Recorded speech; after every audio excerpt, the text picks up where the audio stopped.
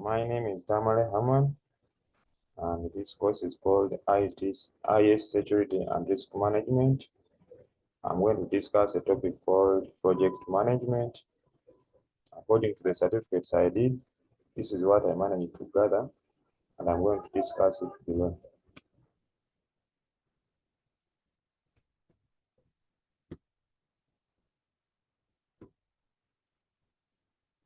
I started with an introduction.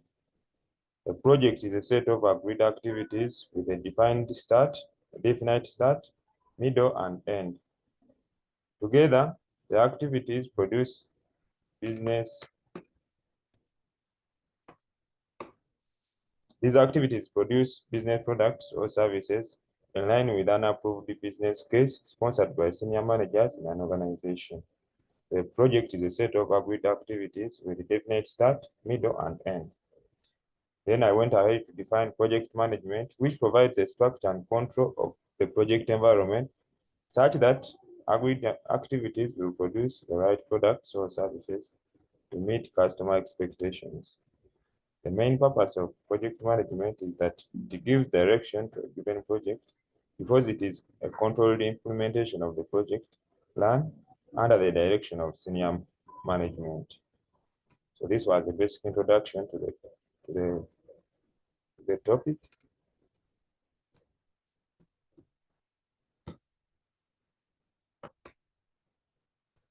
Then I went to roles within project management. I started with the project board, which comprises of representatives from both user and supplier side, as well as representatives with authority to make decisions.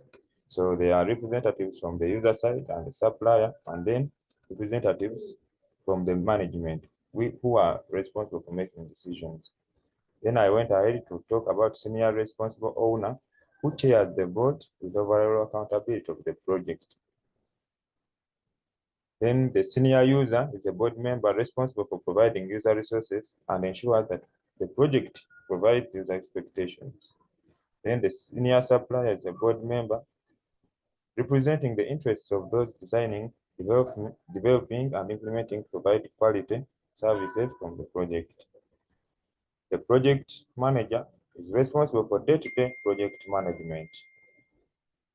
The project team is responsible for producing products or services defined by the project manager and within time. Then I went ahead to security management as the topic covered within the certificates. Security management covers all the aspects of protecting an organization's assets, including computers, people, buildings, machines, systems, and information assets, followed by the development, documentation, and implementation of policies, procedures protecting these assets. The main purpose of security management is to provide a foundation for an organization's cybersecurity strategy.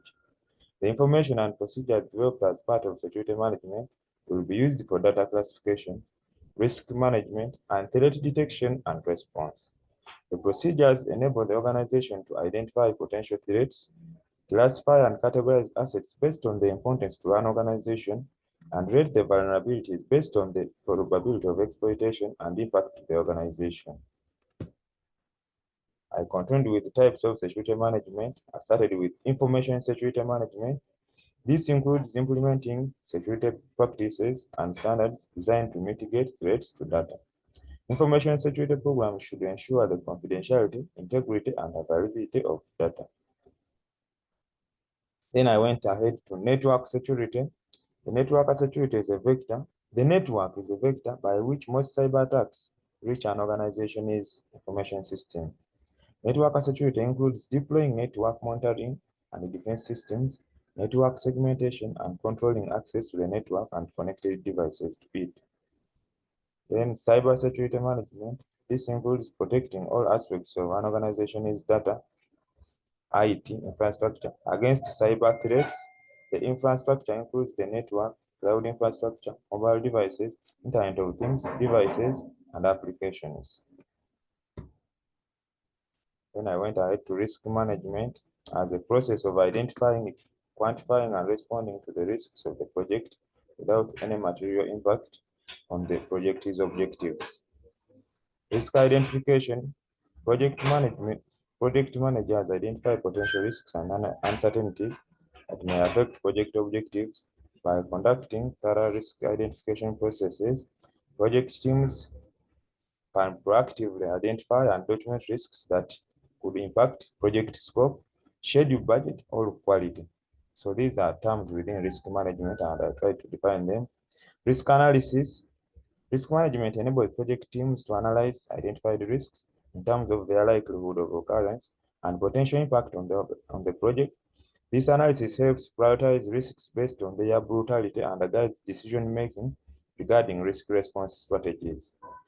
Risk response planning. Through risk management, project teams develop strategies and actions to address identified risks.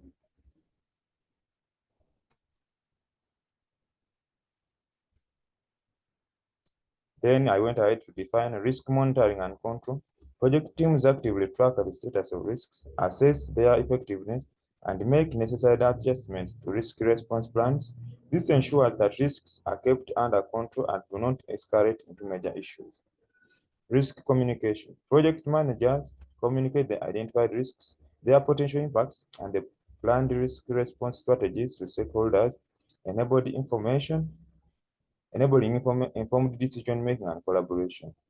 Lastly is risk documentation, which includes maintaining a risk register or risk log, which serves as a central repository of the identified risks, their analysis and corresponding risk response plans. Documentation facilitates transparency, accountability, and historical reference for future projects. Then I went to ethical hacking. Ethical hacking involves unauthorized attempt to gain unauthorized access to a computer system, application, or data. Carrying out an ethical hack involves duplicating strategies and actions of malicious hackers. This practice helps to identify security vulnerabilities which can then be resolved before a malicious attack has the opportunity to exploit them. An ethical hacker exposes vulnerabilities in software to help business owners fix those security holes before a malicious hacker discovers them. Concepts in ethical hacking. This is what ethical hackers do. Hacking experts follow 4 key protocol concepts. They stay legal, that is, obtain proper approval before accessing, and performing a security assessment. They define the scope, they determine the scope of the assessment so that ethical hackers' work remain legal and within the organization's approved boundaries. They report vulnerabilities. They notify the organization of all vulnerabilities discovered during the assessment, provide remediation advice for resolving these vulnerabilities. Lastly is the respect data sensitivity. Depending on the data sensitivity, ethical hackers may have to agree to a non-disclosure agreement in addition to other terms and conditions required by the assessed organization. This was my first certificate, and it is Information System Risk Manager. The second certificate was about ethical hacking, that is information security. And the third one was Basics of Security Management. And lastly, Security Management in detail. This conclusion talks about the entire topic. In summary, the certificates are a step-by-step approach to understanding risks in information systems and potential vulnerabilities in organizations, as well as bridging the gap by providing solutions. The course provides a clue on how to secure an organization's information systems from attack, as well as prepare a recovery plan in a case of a disaster. Project management provides a structure and control of project environments so that agreed upon activities will produce the right results or services to meet people's needs as well as organization's goals. So these are the references to the topics I studied.